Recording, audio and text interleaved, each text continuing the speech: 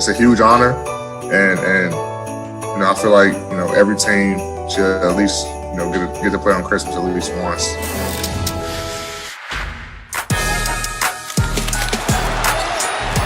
Bryant to the basket inside. Oh, what a finish from Bryant! And Kobe Bryant, 38 points for the Lakers.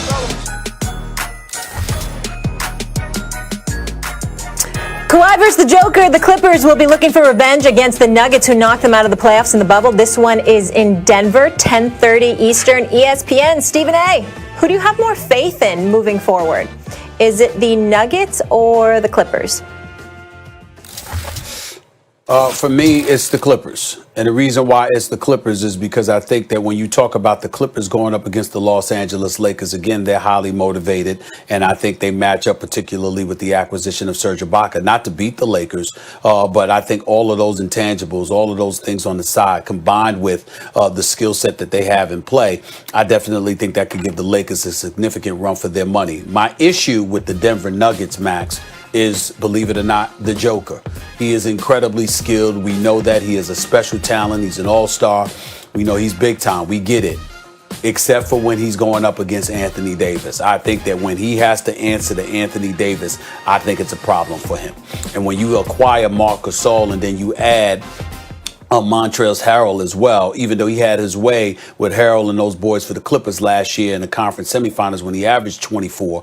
The bottom line is I just think that when you talk about them or compared to the Clippers as being that formidable threat to the Lakers, I trust the Clippers more because I think athleticism is desperately needed when you're going up against the Los Angeles Lakers.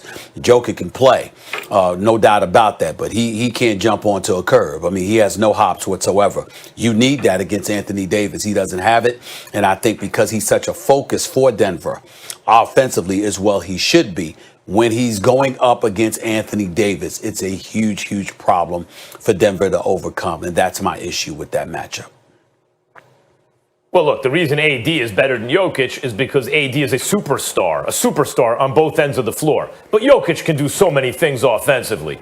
If you shut down his scoring and he can bully you inside, he can shoot from the outside. He is arguably, and you probably win the argument, the greatest passing big who ever lived, at least in the modern era. He can bring the ball up. Like, he can actually be your point center, bringing the ball up and getting you into the offense or from the pivot or wherever. This dude is special. And more importantly, Stephen A., he and Jamal Murray play up in the playoffs. They become the best version of themselves when you need the most. Right? I mean, these guys, and Jamal Murray's still getting better. So the difference between the two teams, and we can go to the supporting cast, and you're right, the Nuggets supporting cast is going to have to get better from within because they are a team who really probably needed to add something but didn't. But they have reason to believe that Michael Porter Jr.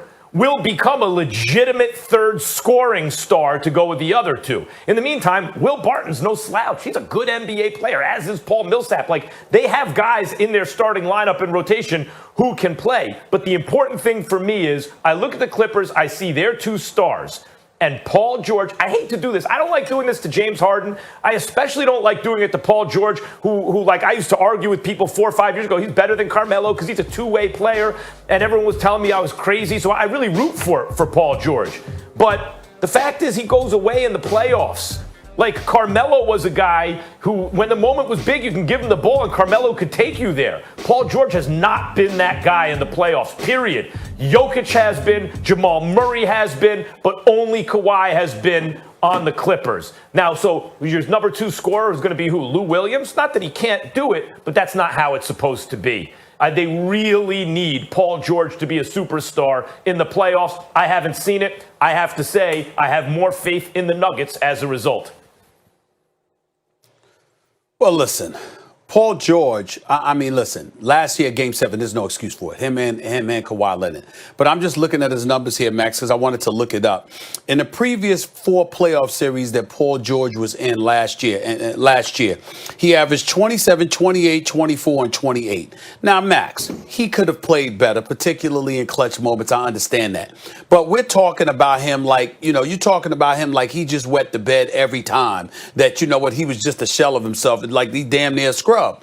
Paul George can ball. Paul George has had good performances in the postseason in his career. It hasn't been consistent enough. It certainly didn't occur last year, particularly in Game 7. But let's cut the brother a little bit of slack. It's not like the brother went AWOL and disappeared, other than Game 7. It's not like he went AWOL and just disappeared in all of these years. He's never done anything.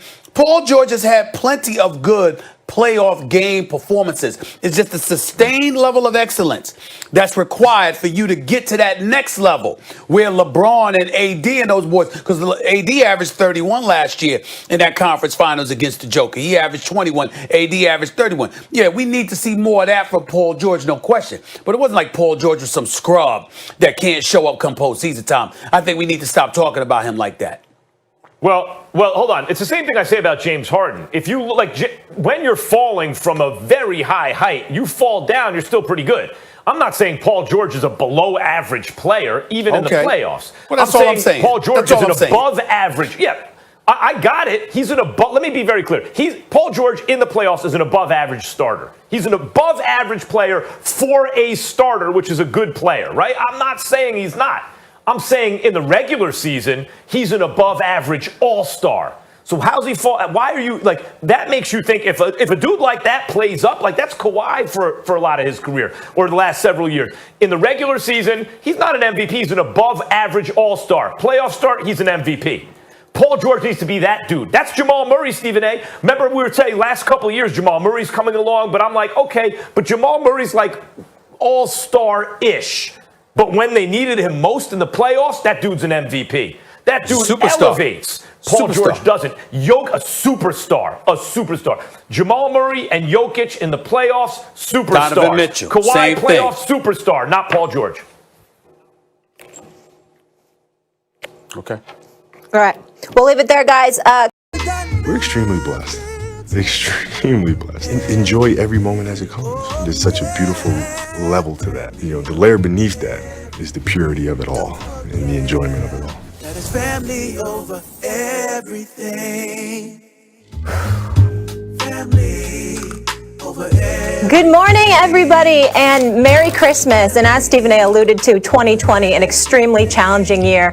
Our heart is with the Bryant family, as we just saw that montage end with Kobe. But guys, what we hope to be today right here at ESPN is a bit of a respite. Yes, it's been challenging, but sports bring us together. Sports are distraction we need right now, and we have 5 incredible games today, plus 2 hours of Stephen A. Smith and Max Kellerman. Max, you look great in that sweater. Well, I'm loving it. And here are the matchups, guys. Pelicans, Heat, Warriors, Bucks. Yeah. Let me just run through these games. Nets, Celtics, Mavs, Lakers, Clippers, Nuggets. It all starts at noon. Go ahead, Max. It's a great slate today. It's unbelievable. But I just want to say, Merry Christmas, Stephen A. Merry Christmas, Molly. Merry Christmas. Thank you. You too. And I want to say, they say Christmas is a day for miracles. A miracle has happened today, Molly. Are you ready for this miracle? What? This is the first time in the history of doing the show, First Take with Max Kellerman, that I'm actually jealous of his outfit. I've never felt that way before. But that's a pretty fly sweater. I know. Right there. I really wish that he does look very cute. I have to give credit. Very handsome, Max. That's a pretty fly sweater right there. I got to admit it. I wish I had that. That's pretty nice. I love the spirit you're bringing. You look very handsome, Max. All right. We ready to do this, guys? So we've got 5 games, and let's have some fun for 2 hours. Give people a little bit of a break. And then, obviously, all day long on ESPN and ABC, you saw that slate. Incredible game. So here's the deal. Mavs owner Mark Cuban, he's going to be with us in just a bit. I want to focus on his squad. Luka Doncic, the MVP favorite. That, according to Vegas. Dallas facing LeBron, AD, and the Lakers today. Max, do you think the Mavs are the biggest threat to the Lakers in the West? I do. I think the Mavs are the biggest threat. And they're playing now without Porzingis, but that's because they're being careful. They want him healthy, obviously, this season. And you saw what Porzingis did in the bubble in the playoffs right before he got hurt. He was a monster. He was the crime partner Luka had that Kawhi, frankly, didn't. And by the way, had Porzingis not gotten hurt in that series, I'm very confident the Mavs would have beaten the Clippers. That's right. I picked the Clippers to go all the way. I thought they would have gotten knocked out in the first round by that Mavs team. And with another year of experience, they should be better. Guys, you know, I always talk about how the two-way wing is the quickest way to a championship when you pair those guys together, Jordan and Pippen or LeBron and Wade. But as the game has evolved increasingly, it's not just the two-way wing. It's the wing who's also the ball-dominant kind of offense organizer like LeBron or Luka. Luka Doncic, I think, is going to win MVP this year. He's already one of the best players in the game. And then Porzingis, as I mentioned, he has a guy, people forget the trajectory of Porzingis' career.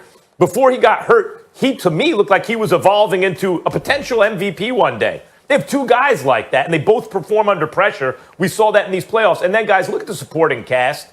Tim Hardaway Jr. actually became a good player. Not just a guy with a name who scores points on a bad team, but an actual player. He hits shots from outside. His defense got better. He can go get a shot if he needs to. Like, he's a player.